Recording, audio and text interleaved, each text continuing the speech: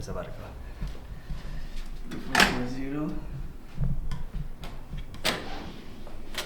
So, pagpasok, higaan agad. And then, may lamesa. Sa likod ng pinto, may salamin. Dito sa lamesa, hinati namin. Lahat ng nasa kanan, sa akin. Yan, simula sa taas hanggang sa baba. And then, dito sa kanya. Saka kasama ko sa kabina. And then, meron drawer. 4. 2 may lock, 2 wala. Tigisa kami sa may lock. Ito sa akin. Mga kung ano-ano.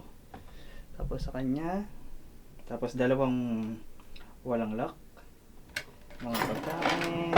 Tapos sa kanya, hindi na natin pwede buksan yan. Tapos, sa ilalim, may basurahan, tas water.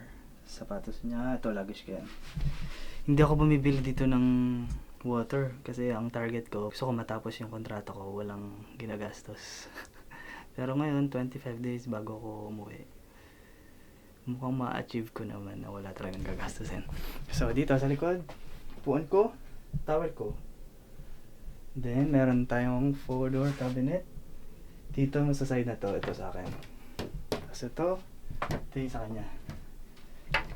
Ito, mga jacket, pants, doon yung shoes ko, pasit canton, coffee, medicine, here, yeah, and then, sa kabila, toiletries, camera, gadgets, stuff, kalat.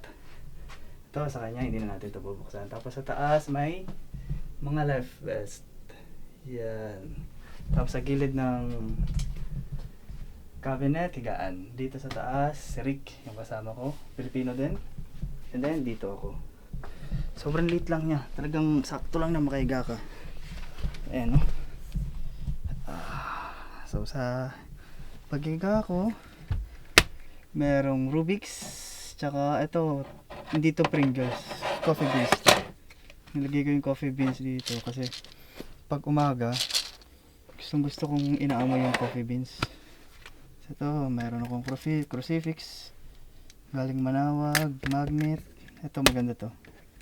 Lagay ng phone, headset, kung ano-ano. Tapos yun, yung bag ko na ready na umuwi.